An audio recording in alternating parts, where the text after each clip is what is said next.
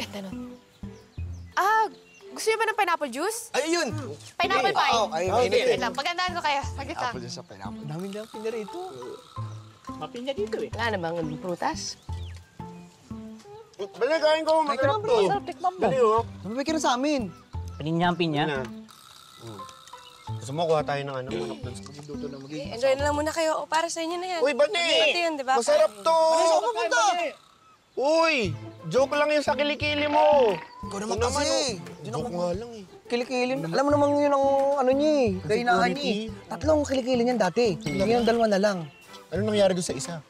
Naglayas. Nahiya? Yan, tuloy kumain si Bani. Sarap na specialty oh. Baka mag-fishing yun. Mamay naman ko yun, tapos kumabit ulit ng dati niya kilikili. Hindi niya kasi hinihiludan yung kilikili niya, kaya naglayas. Tapos yung isa nasasambon, yung isa hindi. Nagtampo?